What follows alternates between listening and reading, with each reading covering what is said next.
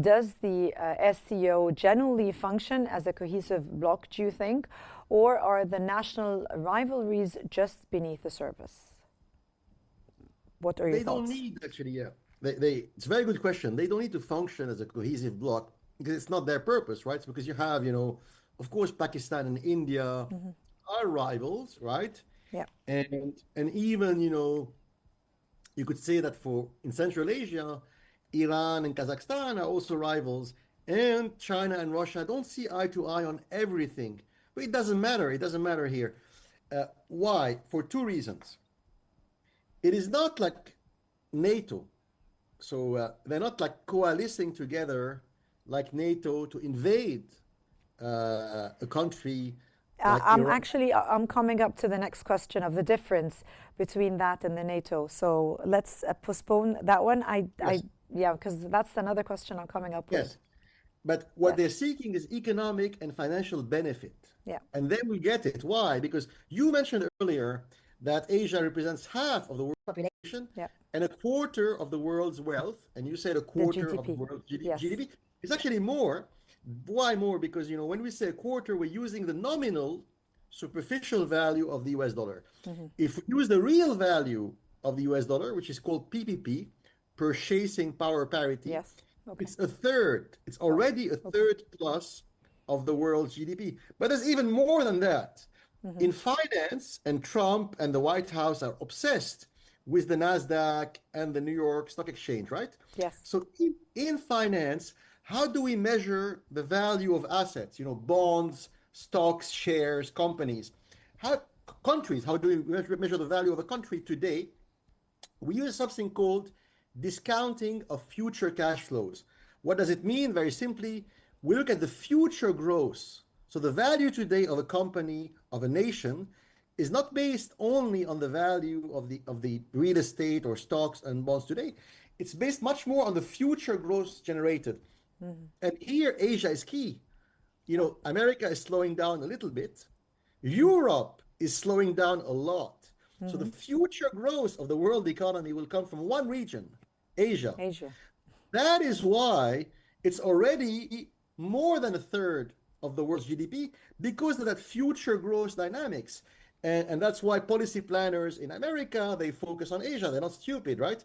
So to make a long story short, what they seek is mutual economic and financial cooperation. And here China has a lot to offer to these countries because China is very strong in the field of construction, transportation, and energy. The West, America and Europe, made a big mistake in the past 30 years because in the past 30 years, Europe and America, they divested away from heavy industry, civil engineering, mechanical engineering, electrical engineering. The Chinese are very smart. They realized the West was making a mistake and they invested billions in that field, construction, energy, heavy industry. So now the Russians and the Belarusians and the Indians and the Kazakhstanis, they need China. China can offer them turnkey armies, Yes. thousands of civil engineers. They can send them in a few minutes to the other part of Asia. The Americans and the French and the Germans, even if they wanted to, they don't have the capacity to do that. Mr. Nader, this summit is happening at a time of heightened global uncertainty and growing mistrust towards the Western-led institutions. And do you think the SCO is being positioned as a genuine alternative to the Western order? Currently, the transformation not seen in the center is now happening and is accelerating across the world, and instabilities and uncertainty factors are increasing significantly in these years.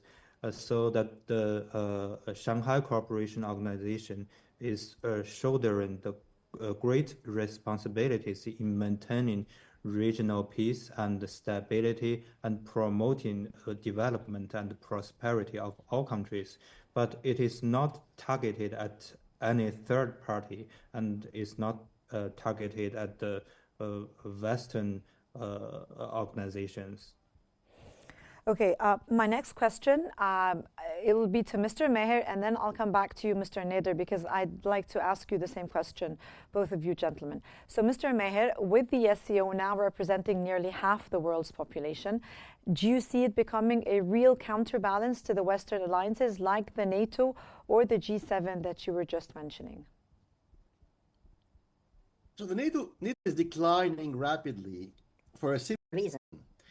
It's become too fat, over bloated. Why has it become too fat? And when you're a soldier, when you're a general, it's never good to be obese. What is NATO? North Atlantic Treaty, right? Yes. North Atlantic, what does it mean? It means Iceland, Norway, Ireland, England, France, Portugal. This is the North Atlantic, right?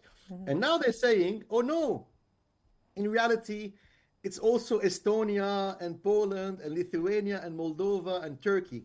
That is really stupid because NATO has lost its purpose. You know, the name itself today is ridiculous. And there's another thing. NATO was a fiction anyway, because right from the start, right from the year 1947, America controlled NATO. They allowed the French and the British and the German to pretend that they were deciding jointly, right, together with America, that NATO member states were equal. Of course, it's a lie. It's a fiction. So the German and French and British generals at NATO headquarters in Brussels, they never had the size or the influence or the clout of the American generals.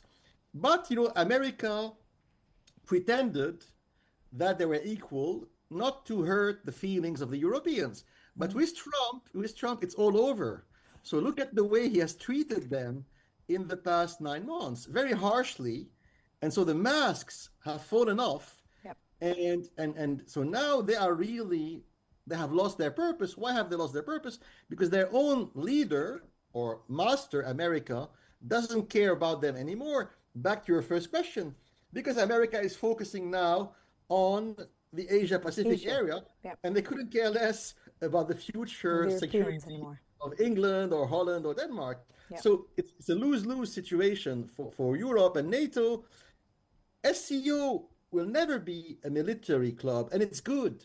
Why is it good for the SCO and good for China? Because investing in missiles and nuclear arsenal is stupid.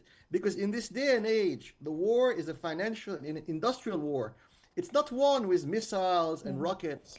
And it's financial and it's also technological, I'm assuming. It's both of course, ways. yeah. That's the focus of the SCO. It's a winning focus.